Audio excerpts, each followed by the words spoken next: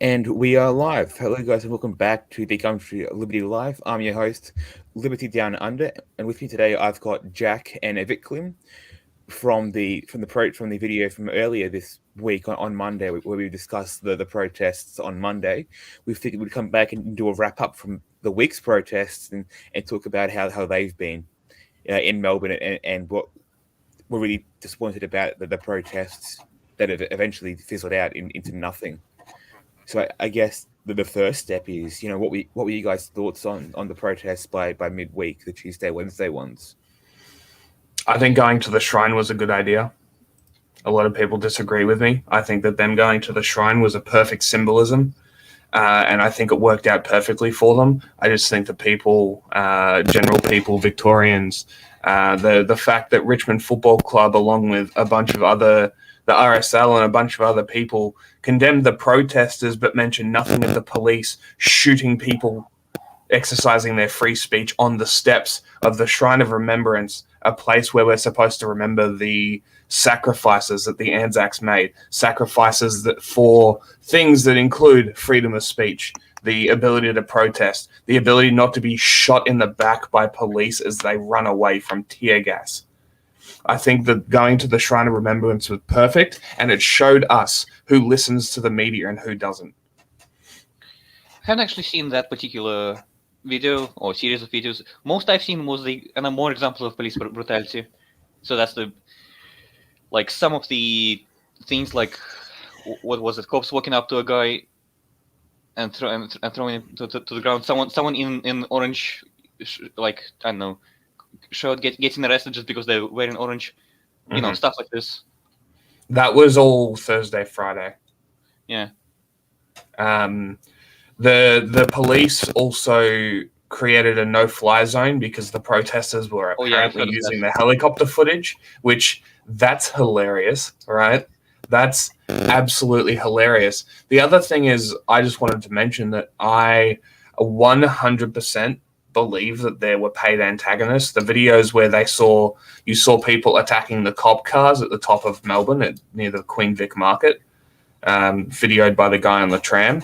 They were definitely paid actors because all of the tradies, the entire protest, avoided the cops for hours. So why would they just randomly go and attack them? It doesn't make any sense.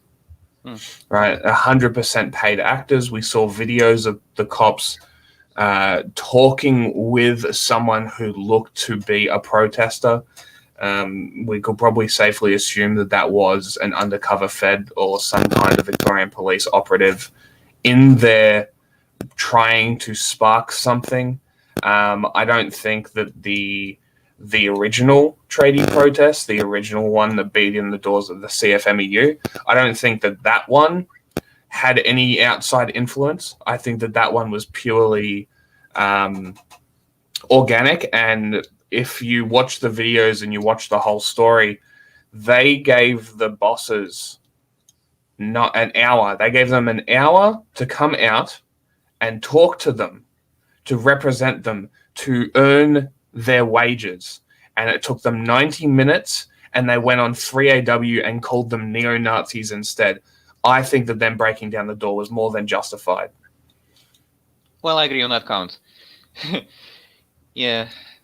I'm done advocating against violent occurrences. I'm done with it because they clearly don't listen to us. And they respond to us with violence. So if that's what they chose, that's what they get. That's as far as I'm concerned. Yeah, remember last time all the conspiracies on, the protest was, AstroTurf paid for. They were just early. Well, all of that came straight from the union bosses. The first instance we heard of that was the CFMEU press release and the radio interview on 3AW. We saw John Setka release a press release calling the group of protesters neo-Nazis and claimed that there were far-right agitators in the group. They were talking directly about Avi Yemeni. There was absolutely nobody else in that crowd that they could have called that except for Avi Yemeni, because they love to slander him about this. They love to slander him, even though he's doing journalism. The ABC, no, not the ABC, The Age ran a profile piece on Rukshan. Yeah, I see it. And I'll see if I can find it because I retweeted it here. Yeah, so it says independent media or right-wing antagonist. What the fuck is that? How is that balanced journalism? Like the piece is fine, right? But it does insinuate that, oh, he's just right-wing. Well, one, what's wrong with being right-wing? Two, why are you attacking a journalist? And three, are you jealous that he's doing real journalism, or are you just trying to gatekeep the cathedral? Like, what are you trying to do? None of it makes sense. It's always the framing, if nothing else. And as for why it's bad to be right wing, because they assume it's good. It's the assumption of basically every single left wing that the further it's like the continued flow of history goes further left, and further left. Therefore, if you're right wing, you must be evil or whatever. It's one of the simplest explanations without going too deep. Well, anyone who condemns great leader Dan Andrews is seen as being right wing, and I think I covered on another show we had Lee Sales from the ABC criticized Dan Andrews once, and then she became conservative and right wing overnight. Even though she then had the ACTU, Australian Council of Trade Union boss, on the 7:30 report to talk about the protests, and because she didn't was that where she called them Nazis as well? Possibly. I didn't see that interview. I avoided it because I don't. It was already painful enough as it was. But yes, at least Hales did not ask a follow-up question about the protesters, and therefore she's conservative and right wing. Even though the fact that she had Sally McManus, the ACT secretary, on to talk about the protests means that she's at least giving them airtime. She's not exactly conservative per se. Mm. Basically, anyone who takes the side of the protesters is part of the hashtag Murdoch riots, because apparently the reason they're happening is Rupert Murdoch is backing all this, which is why it's weird to see. So in America right now, BLM is talking about they will do protests against vaccine mandates, which to apply the logic of Australians to America, that means that BLM is far right, neo-Nazi far right. Oh yeah, that's going to be awesome. Neo-Nazis.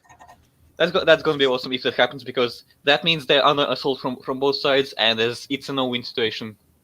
But you know who BLM's going to go to? They're going to go to the people who are more accepting. They're going to come to the Liberty side. They will come to the libertarians, to the anarchists, the people who are sympathetic with them. Who are sympathetic with their cause, but not with their methods. That's who they're going to go to. Yeah, I don't know about that, because BLM has way more issues than just in their ideology. First of all, they're Marxists, and therefore, essentially by extension, the leaders are Marxists.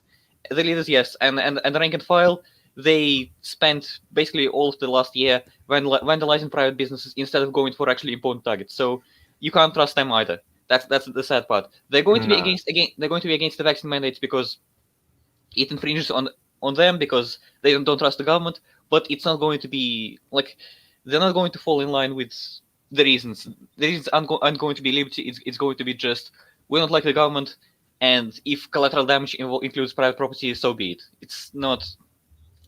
Basically, this is the perfect opportunity for de-radicalization from the left, I guess, from the Marxist ideology. But what I'm saying is we can only trust them as long as the issue persists. Sure, but the issue is not going away, so why not temporarily ally ourselves with them? Yeah, anyone at this point. But this is the same thing with the tradie protests. They're saying, oh, these far right anti-lockdown people are joining in now. Oh, the freedom rally people are in there now. It's not just tradies. I'm like, so? Yeah, I know. What I'm saying is, like, we shouldn't expect them to basically ideologically follow us once this is all over. We should offer a helping hand, is what I'm saying. We should offer a helping hand in being like, yes, we agree with you. We don't agree with anything else, but we're going to help you on this issue. Maybe that could generate some good favor and show these people who are in an ideological bubble, the same as the mainstream media, the same as the politicians. They're in an ideological bubble. If we can throw out a helping hand to these people and be like, yes, we don't like the mandates either. We will help you here. We will stand arm in arm with you. Your personal politics are completely irrelevant at this point. And this is what people need to get up on. People need to understand that their personal politics is completely irrelevant. If the goal is more liberty, we should be with them. I don't care. What? To them, the personal is political. And what I'm saying is, yes, we should support them in this particular station, but don't forget that they hate the cops for merely existing. We hate the cops for enforcing unfair rules. No. Fuck the cops. Fuck them. I'm on their side with that as well. Fuck them. They've chosen their side. They've chosen the state. They've said openly. They've openly waged war on us. The scenes at the war memorial, the Shrine of Remembrance, those scenes, that was open declaration of war upon the people who disobey the government. That's what that was. I agree, but police as a concept should exist. Like in a normal state of in a normal state of affairs, the police should exist to enforce the government's monopoly on force. In a normal state of affairs, right now it's not that state of affairs. Therefore, we're against them as well. I don't know, man. I just as the anarchists, we have more. Yeah, I'm not one. Don't forget that. Yes. See, you're telling to anarchists that we need the police.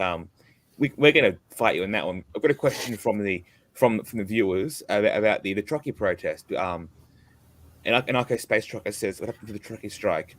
I saw buzz for a while here in the US, but the media is really tight, and I never saw what came of it." Nothing happened really. Nothing really happened. Like they parked their trucks on the freeway. I think it was in Sydney, maybe Queensland, and then nothing happened. We didn't see any disruption. We didn't see anything like that. It was just. I think it was Queensland where our Pauline Hanson, the leader of One Nation, which is a conservative party that we broke down on episode 3 of what the party stands for. We broke down her party and why One Nation is often quite bad. And so they had the truckies that turned up for I think 2 hours, and she was there with them. And then at 2 hours, which was I think it was 7:30 or whatever it was, she said, "Okay, let's go home," and they all went home. So we had 2 hours of protest from the truckies. They told us 2 weeks. We got 2 hours. Yeah.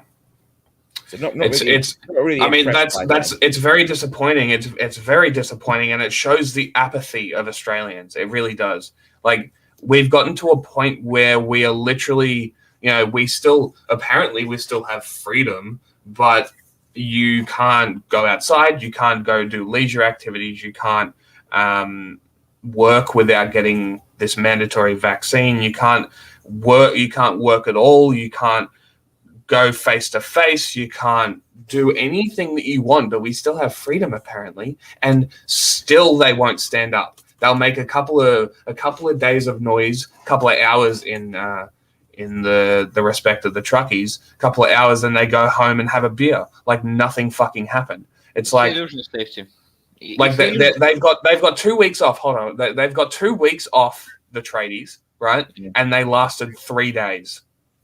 If that doesn't display the apathy of Australians, I don't know what will. And if they won't stand up after being essentially laid off for 2 weeks, then nobody's going to, and there's no hope for this country.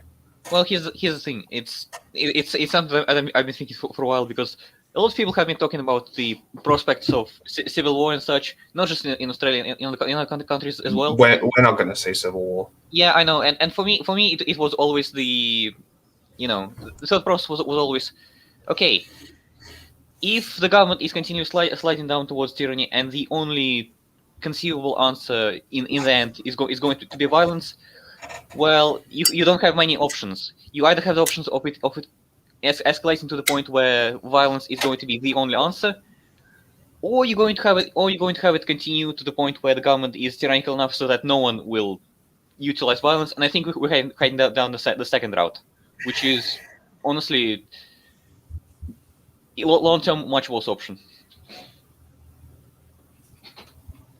When you're doing violent protests, there's nothing.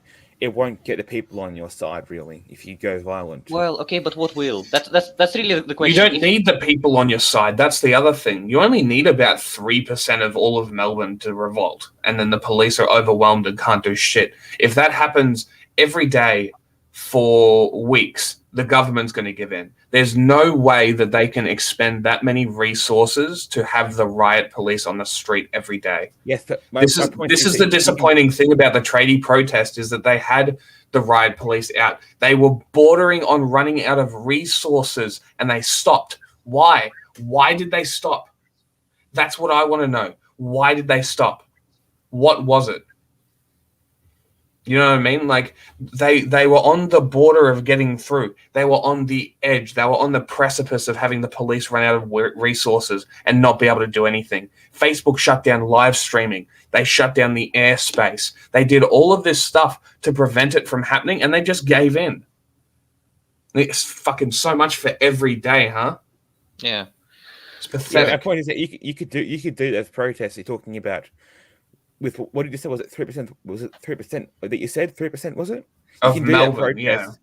You can do the protest peacefully. You don't need to go violent with that. You just need you need the people.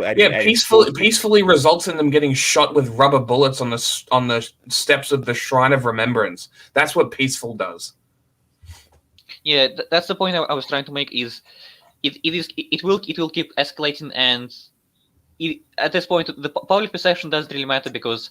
But what does public perception mean in a situation where you're just going to, as the example goes, get pelted with rubber bullets while you protesting for freedom? Like, is the public suddenly going to join in? Is the public suddenly going to put pressure on politicians? No. So what's the point? Like public opinion is entirely irrelevant. Yeah, it really is. The issue is that the public isn't going to join in or help the protest in any way. Therefore, their opinion is useless. If they're not going to contribute to the cause, who cares what they think? I mean, it's unfortunate, but that's the way it is. I think the worst thing about the protests was probably the Friday protest. So Thursday was we saw small numbers out on the streets Thursday, Friday.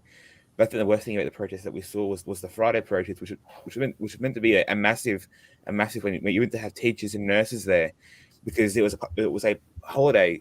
Was it a public holiday? You said, was it, Jack? It was a public holiday, yeah. Yeah, on Friday. So there's meant to be that massive protest. They organized the protest through Telegram, and they had a website for it and everything to organize the protest. And they were going to announce it the location an hour before they actually started protesting. But they didn't do anything, and they kept telling us, we'll be there soon, we'll protest soon, and nothing ended up happening. From what I heard, they were all. It's like that Office meme of the three guys with the finger guns. Apparently, they were all accusing one another of being a federal operative or a police spy, because someone leaked information from the Telegram group to the police. So it was all finger pointing and blaming people for ruining the protest. Basically, is what it came down to. And then by Saturday, they'd said, we've had enough. They basically threw the towel in by Saturday afternoon. The organizers did. They said, we're just going to give up. There's no point doing it anymore. So as you were saying before, Jack, I really want to know what exactly made them do that, because whether there was police like threatening their families or what happened there, I don't know. But because we were meant to see protests for days on end, possibly even weeks, with the industry shut down. They have the spare time to. Yeah, it's really weird that they stopped. I really thought, like, what's the incentive for not going further? Like, they already don't have a job essentially for the next 2 weeks. Why stop? There is no reason to stop. That's the thing. So now you have to look at what reason did they get to stop? What influence made them stop? That's the real question. And from what we've seen of the last 18 months, I would not be surprised if the police went around and threatened their families. We don't have any evidence of that yet, do we? We already saw police violence towards protesters, and we saw the media and the left calling them neo-Nazis and far extremists. So they had that couldn't get any worse on that end for him. So it must have been taking it to a more personal level. Yeah, like it's either they stopped of their own volition. Universally, the 10 to 15,000 that went on Monday or Tuesday, was it? That's right? Right. That many people would just stop going. Right. Like they were all chanting every day. There was clearly intent to go every day. So what happened? I would not put it past the Victorian police, as the terrorists that they are, to go around threatening the families, because the biggest killer of revolution is threatening people's families, because people aren't willing to put their families' lives on the lines, whether it's because they are more complicit living on their knees, or they don't want the peril for their kids, whatever it might be. I'm not putting it past them, right? I don't blame them for wanting to put their kids first, right? To put their family first. But there's more important things than the safety of your family. Like, I understand that probably comes out really badly and it sounds really bad, but this is the fact of the matter.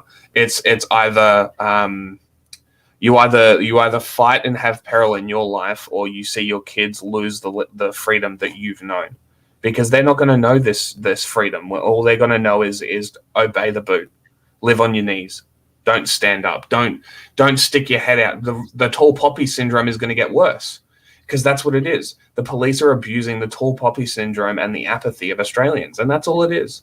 There is no drive that the Americans or the French or fucking French, like the French are out there every single time, even the smallest inconvenience, there's thousands on the street. So what's the difference? What's the difference between us and the French, or us and the Americans? Is it that we haven't had, like, is it the fact that we haven't had the peril, that we haven't had the conflict? Yes. The domestic conflict? Do you think that that's what it is? Because I think it is. I think it's the fact that we lack a revolution. Because you notice how the Russians are they also protest as well, even though they get beat to shit by the Russian police, right? But they're still out there. I can attest to that. Right? They're still out there. And I think it's the fact that there is this revolutionary blood that goes through them, and that we have been effectively socially engineered to obey the state. And it only makes sense over the last 40 years that this is what's happened. And I think that this is the reason the protest doesn't sustain itself. Well, it is impressive to me how, I don't know, apolitical and or apathetic Australians are. Like, compared to other countries I've been to, it just doesn't even come close. The most I've seen in terms of, actual protests or such was 2 occasions. One was a group of Russians living in Australia, which I was a part of. We were protesting the situation in Russia.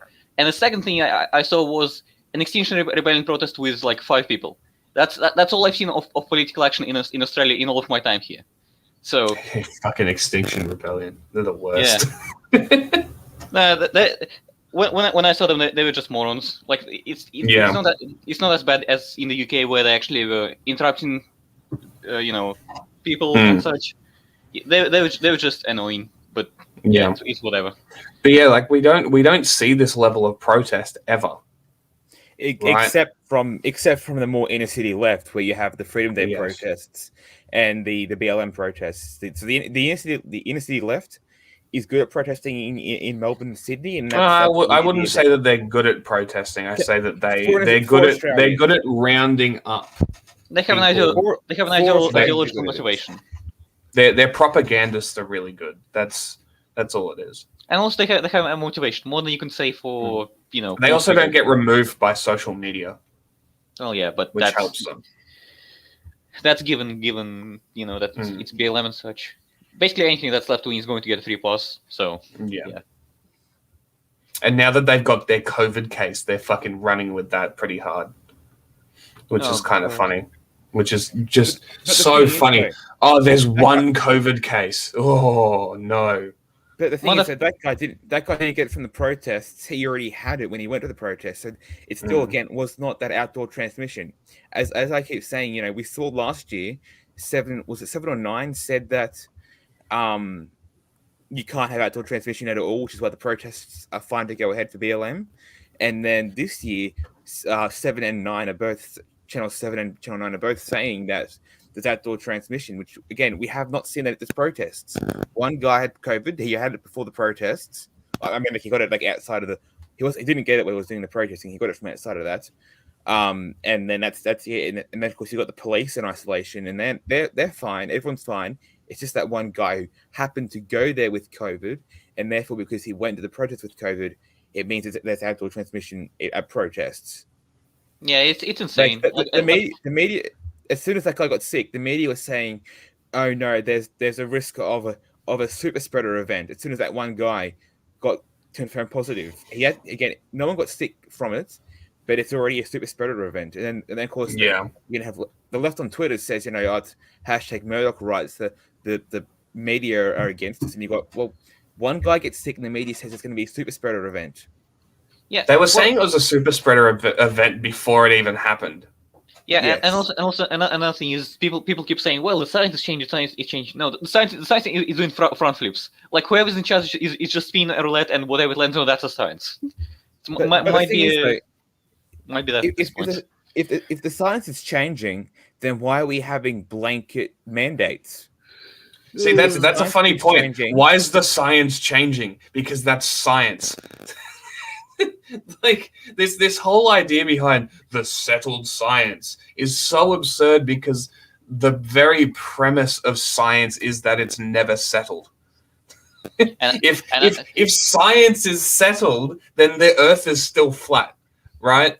These people are using the same logic flat earthers have, right? Oh, it's ridiculous. These people, the media, the government, they are incompetent morons, and that's all that they are. It's not even that. It's that they don't even realize that people have access to other information. Like if you look at the information regarding vaccines and such, we know that they're not 100% effective. We know they can be breakthrough cases. We know that COVID isn't going away even if everyone is vaccinated.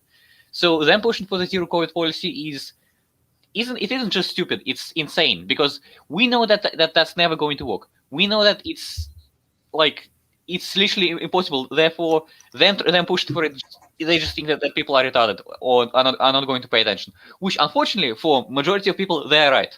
That's the sad part. Majority of people aren't even trying to look into that information for themselves. We've got one of the American CNN anchors or something like that was condemning people who say, "Think for yourself, do your own research." The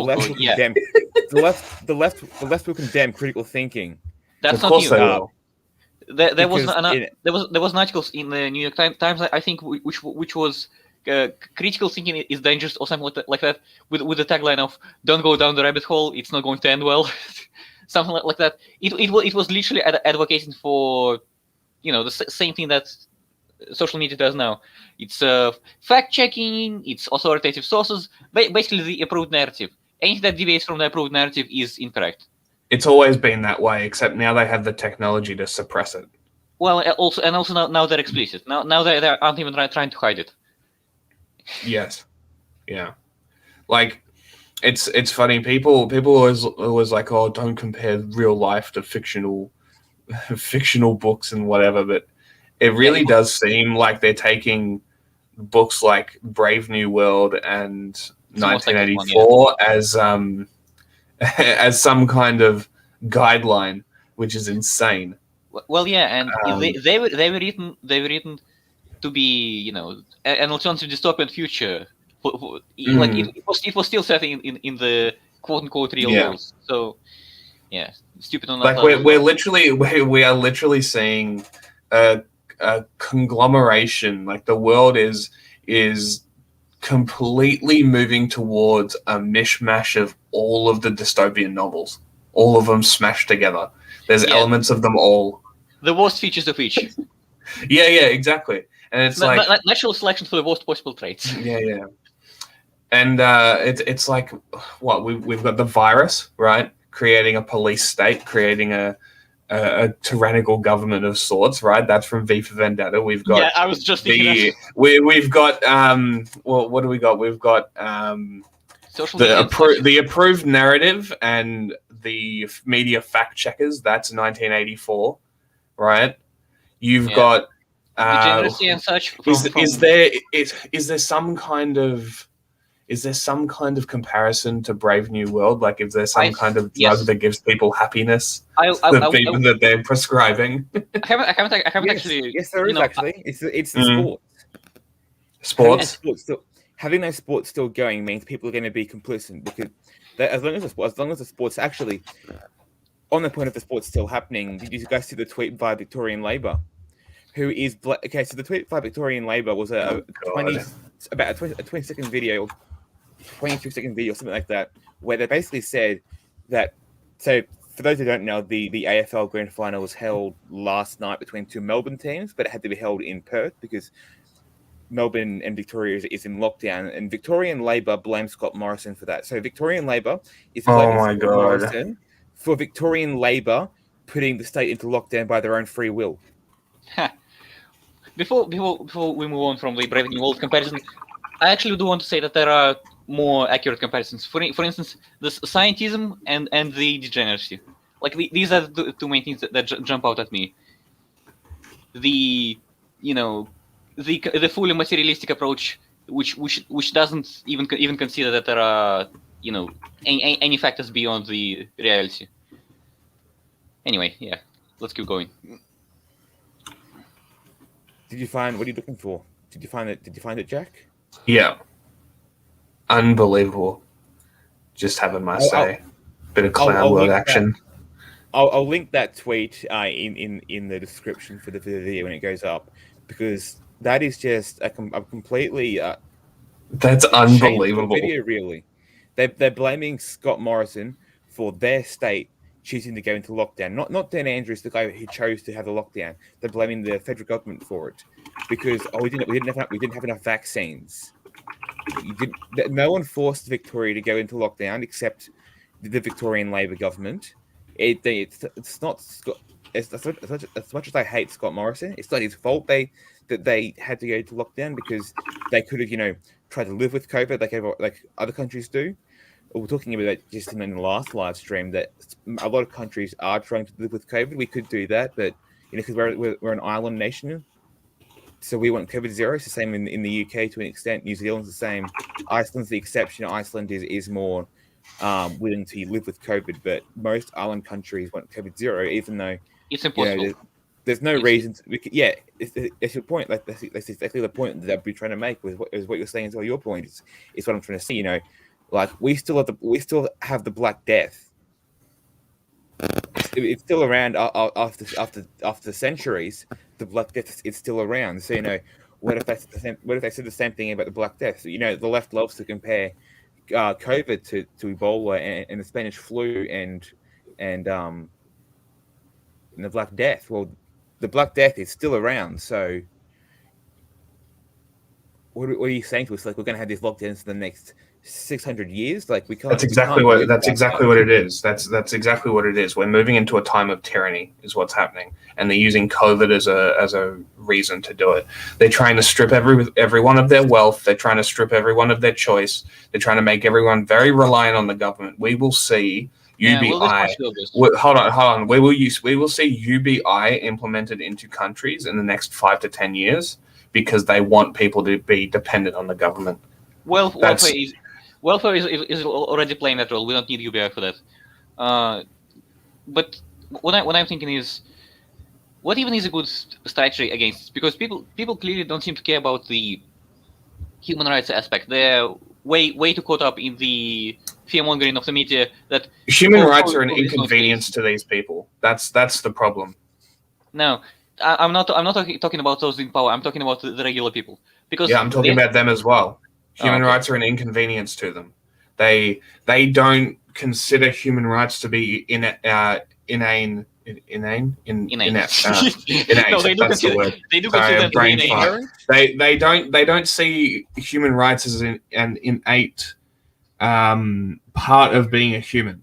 They don't see it that way. They think rights are given and taken by the government at will. So to these people, human rights, this idea of human rights, they laugh at you. They laugh at you because they think that these are privileges handed to you by the security of the government, when that's the exact opposite of what it is. In fact, it's the security given by the state takes away from your freedom, takes away from your ability to live your life as you choose. The more security that the state offers, the more surveillance that comes with it.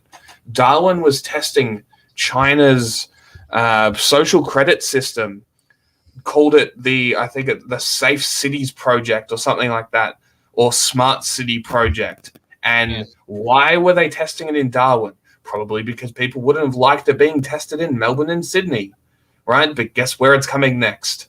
Guess what it's going to be implemented for? It's not going to be for your security. It's going to be for your surveillance. It's not going to be to protect you from crime. It's going to be so the government can monitor your undesirable behavior and label you such. See, and this is the other thing, right? Social credit's not a bad thing. It's bad when it's implemented by a tyrannical government, because social credit is how an anarchist system could work. Damn it! No, it's bad in all cases. I'm not going to go into it now. I disagree. I think that if it's a socially enforced social credit system, if it's socially enforced, then it doesn't need to exist in any other form. That's it. That's the point. This is what I'm saying. That if it's government pushed, then it's bad, right? No one else will have the authority to manage it. No one else will. Don't manage it. Blockchain. Well, if you manage to do that, I don't know. I honestly have no idea if that will help. The problem with it right now is that it is being used for government to punish people, right? But if in a society where everyone's supposed to respect each other, right? We're so far away from that society. We're so far away from that. I know. I'm not saying that we're close to it. I'm saying that if we're supposed to have a society which we're supposed to respect each other and each other's human rights, right?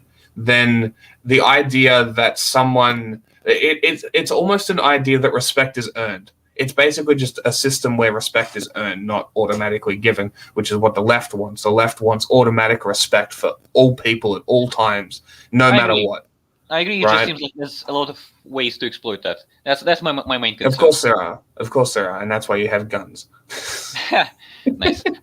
Well, in any case, as I was saying, the argument from human, So what I was saying before, most of what I see isn't actually people dismissing the idea of human rights. Most of them, it's just that they're willing to compromise in situations where they shouldn't.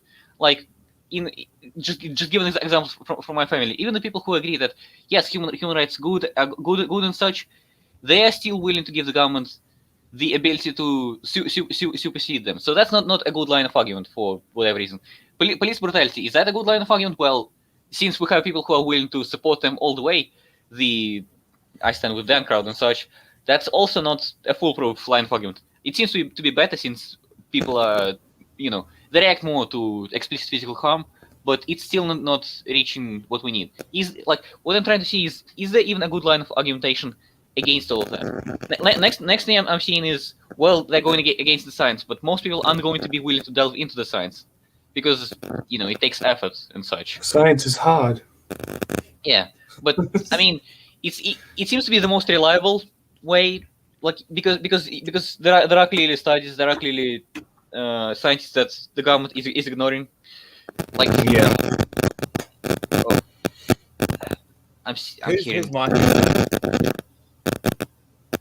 What's happening? The mic. Someone's mic is the mic static. Out. I don't think it's mine. Hold on. Can you hear it? I can't hear it. It could be no. Yeah, I'm muted. It wasn't me. It appears to be gone now. Yep. His mic. Weird. Anyway, anything else we need to immediately cover about the protests? Not immediately, I don't think. Maybe what we see going forward from here for protesting. We could bring up some videos, some of the police violence stuff, just to showcase people if they haven't seen it for some reason. I'll bring up. I've got one video that I'll bring up. I don't know if I can do sound. I bookmark a bunch. Yeah, I've got a heap saved as well, and I posted a fair few of them onto Instagram. Just see they're saved there as well. I mean, isn't it funny that Fox News did a better job covering these Melbourne protests by interviewing Rakshan than any of the mainstream media outlets here? No, I haven't actually seen that one yet. We'll need to check it out. Hold on, I'll send a thing because I wrote an article about it, so I'll just send it to you.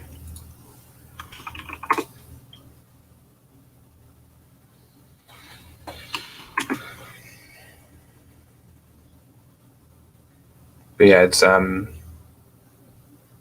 pretty crazy. I don't know. I'm just very disappointed that it all stopped. I mean, same here. They were going so wild, saying it'll be every day until we get change, and then nothing ended up happening. We saw 3 days later.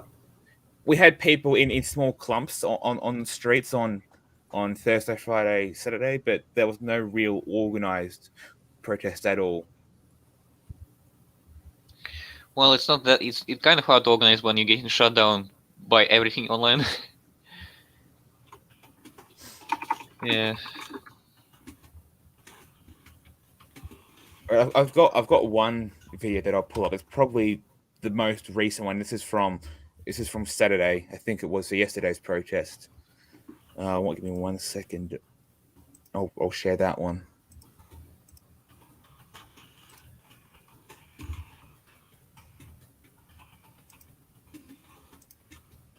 There we go. So I'll just play this one.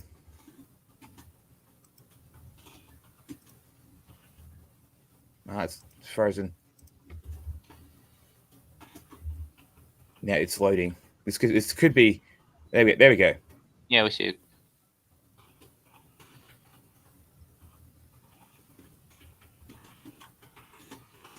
It's really slow.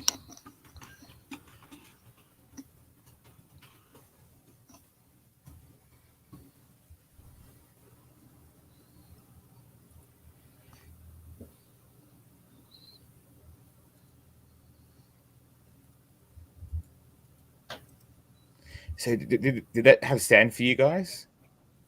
Did the sound come through? No sound.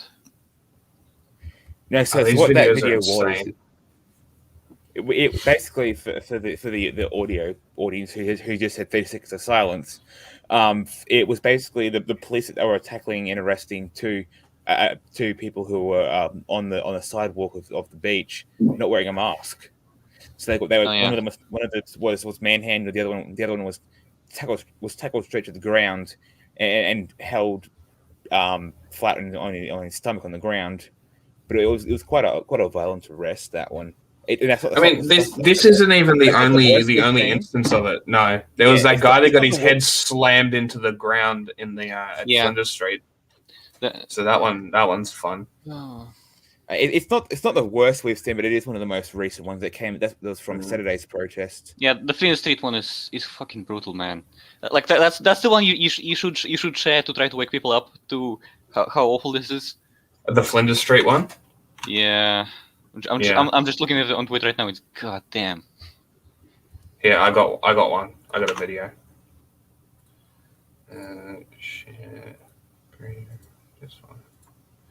Done. So I don't think the audio is playing, but this is all the people running from the shrine as the police are shooting them. There's tear gas grenades going off. There's gunfire, all as they're running away. Yeah. Was that Wednesday or? This was Wednesday, yeah. You can see the tear gas. It's a indicator of a liberal democracy, that's for sure. We have a question in chat.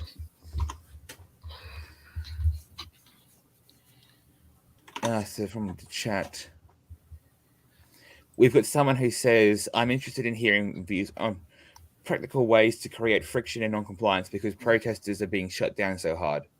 Open your businesses. That's what it is. Encourage your local businesses to open. That's all you need to do. And I've been saying this for a while. All you need to do is say no.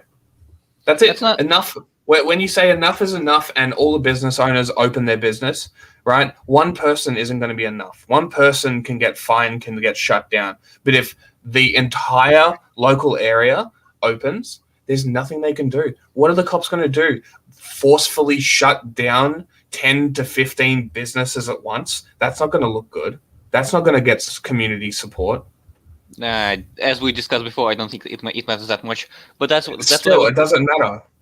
Yeah, the only good hope of the only good outcome of it would be if basically being able to overwhelm the police and then potentially being able to drag it out so they can't enforce the rules. But it requires business to open and ignore mask and vaccination mandates on quite a sizable scale. And hold on, I want to push back a little bit on this. I don't think that you need to push back on the mandates so much. I think it just needs to be implemented by businesses themselves. If someone wants their business to, if someone was like respectfully asked to put their mask on while in their business, I think that we as people who want the community to thrive should obey by the wishes of the business owners themselves. Okay. If it's there and to make people comfortable more than anything else. Okay. Right. If people are uncomfortable, in that case, maybe exclude mask mandates from the question. These are less of an issue. I'm more concerned about the vaccine situation getting further out of hand. That is a mandate that no one should, not the government, not the private business should enforce, because it goes against human rights in concept. And in terms of medical privacy as well. Yeah, exactly. And in terms of handling that one, that's the one way where you would need disobedience on quite large scale from businesses, and from people, because we had situations where people quit their jobs, and it essentially starved the system of resources due to this. That happening more and more would be useful. I mean, it's obviously going to suck for both parties involved, but there's more chance of it succeeding, because there were situations where threats of large scale resignations actually did manage to get a business to basically back off on it. But by the way, there was I heard the news that in one of the states, I don't remember in which one, the police would be forced to vaccinate as well. Queensland. That was Queensland. That was us. Any news on what's come of that? We're seeing a separate police union being formed, maybe just to fight against the vaccine mandate for the police force. That's good. Maybe they'll be with the protesters on the next freedom rally. Hopefully, but it's not the entire police force. It's not the entire police force, so we could see police against police, which will be interesting. That would be fun. And then we could sit back with our popcorn while they shoot each other. No, look. I'm waiting for the left to call those to call the cops who protest neo-Nazis, because see, either they call the protesters, the police protesters, far right, which then means that the police force is far right, and then there's questions about whether the government is employing far right people for the police force, or they stop using the far right argument, which is beneficial. Well, here we go. This kind of answers the question that was asked in and of itself, right? How to create friction. Turn the fucking police against each other. Right? Make it so the left has to mentally contradict themselves. Put them in a situation where cognitive dissonance is the only response. That's how we win. They don't care about consistency. But I'll make an argument to you that you made earlier. Well, when some of the police turn against the mandates and such, we should support them, just like we would support BLM. Yes, absolutely, we should. But the other, and I really ride on this. Businesses should open, right? Then this is how we create mass non-compliance, because if businesses are open, right? I agree. If the resources are there, the people will come, right? If the cinemas are open, people will go to see movies. If restaurants are open, people will go to restaurants, right? But not only that, what I don't understand is how these business owners can sit there while their businesses are being choked out and do nothing. That's what is it cowardice, or is it a lack fear, of generally. Or is it just fear? And this is why I call the fucking police terrorists, because this is what they're doing, right? They're creating fear and using their monopoly on violence to induce an intimidation to enforce a political goal of Daniel Andrews. It is by definition. Yeah, to be honest, I feel like police are being brutal and such, but the responsibility for the orders to shut down business and such still lies on the people who on people who pass those. And by the way, as King says in the chat, leftists don't care about cognitive dissonance. That's the point I was trying to make. They don't care about. I'm not talking about the leftists, all right? The leftists create cognitive dissonance. They will deal with it, but as they say, the centrists will, or the centrists might. The centrists might care, and that's all we need. All we need are the moderates. We need the moderates on our side, because then the leftists have nobody. Because the leftists are like 5 to 6% of the population. It is in the UK. It is in America. It's a tiny minority of people, and that's all that you need. Well, they have, the problem with them is they have a lot of cultural pull and political power. So, of course. By the way, something Leadfield said in the chat earlier: the business license issue. Any comments on that? Just keep working. Ignore them. It's illegal for them to do it. What are they pulling your business license for? Appeal, right? We have some of the best consumer law in the world. Well, you're expecting the government to basically say that what it's doing is illegal. You're expecting the government to abide by its own laws. It doesn't matter. It is illegal. We saw that video about Scott Morrison saying, "Oh, Australia signed the Universal Declaration of Human Rights," but they're breaching 9 of them right now out of 23. That's almost half. Well, so the question is, can you actually manage to get the courts on your side? Can you manage to have them rule in your favor that revoking the courts? Fuck the authority. Fuck the establishment. Do it ourselves. We are the power. We are the power. You can say that all you want, but until most people share your opinion, which I know for a fact they don't, it's not going to work. Like I'm sorry. It doesn't matter about mass support. You've got to show that the courts are fucking people over. You've got to put us. You've got to put yourself. You've got to put people. People need to put themselves in the line of fire. This is civil disobedience. This is how it works. And then what? If once the courts rule against them, what happens next? Like what's the next point? Like, are people going to care? It's because I know people don't care already. People caring is not going to change. People already don't care, which is why we're in this situation.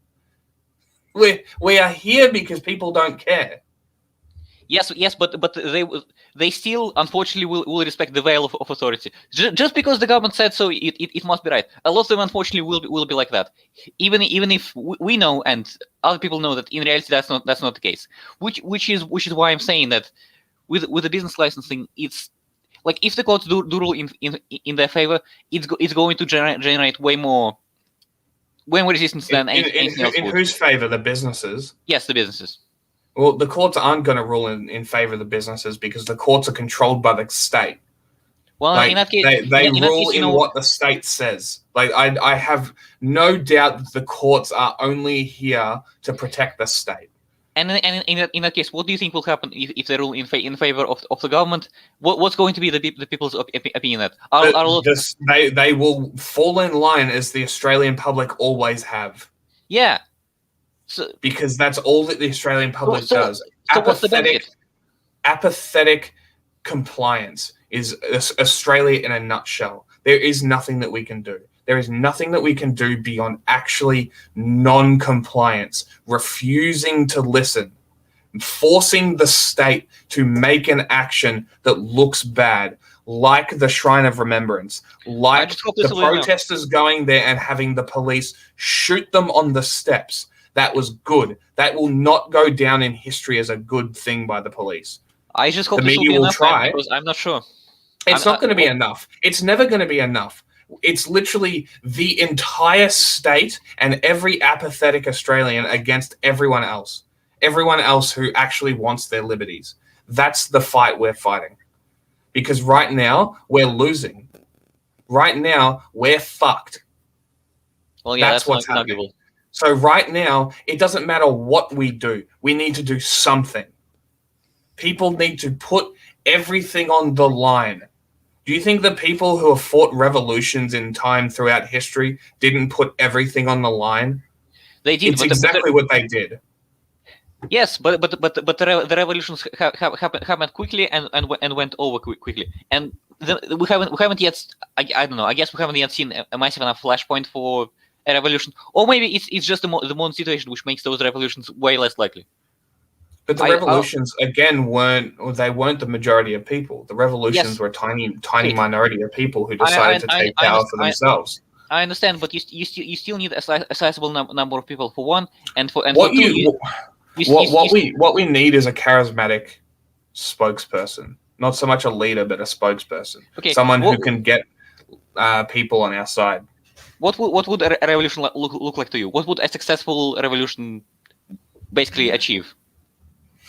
Well, the question is, do we need a revolution in Australia? I don't think we do. Well, then why are we talking about it?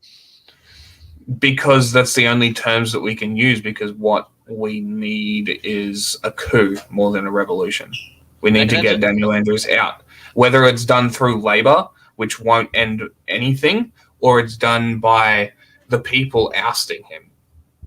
It doesn't matter. It needs to be done. Yeah, well, my point is, what will success look like in that situation?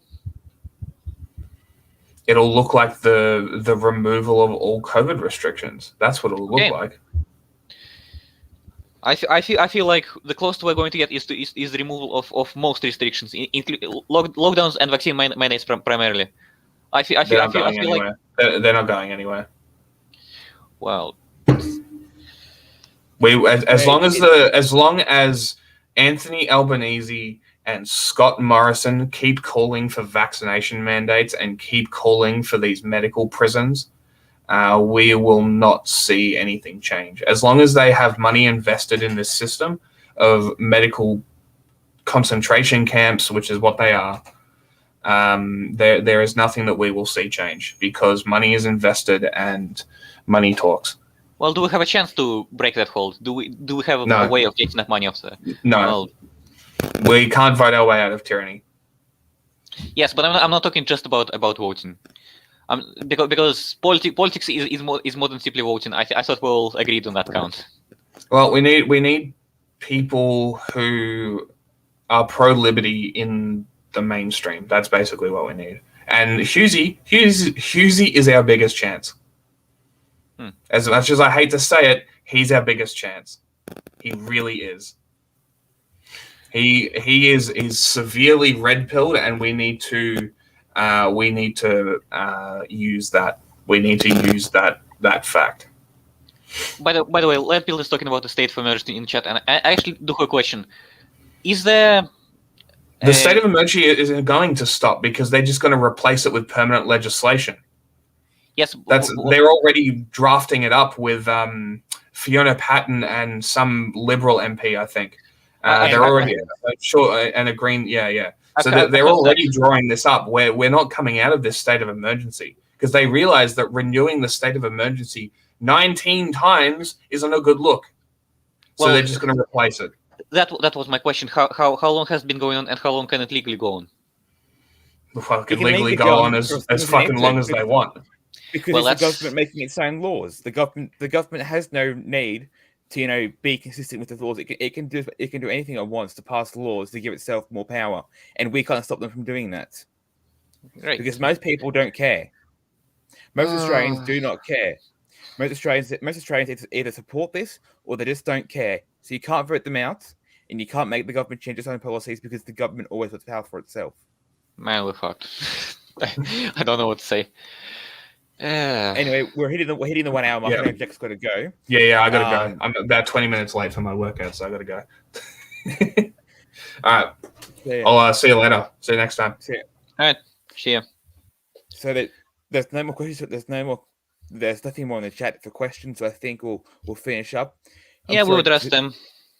I'm sorry to disappoint people in the audience. We've had to postpone the next show, Libertarianism and Christianity in the context of COVID. We've had to postpone that show because most of the guests couldn't make it to that one. So that'll be done next weekend, probably same time, 10:30 Australian Eastern Time on Sunday, which will be 8:30 p.m. East Coast time in America. And we also have episode number 4 of the Gumtree coming out this week. We'll be looking at libertarian and its history in the history of the movement in Australia, because the Lib Dems have only been around for 20 years. So we're going to try and look at exactly how they've been influential in Australia, both the party and the ideology itself. But until next time, we'll see you then.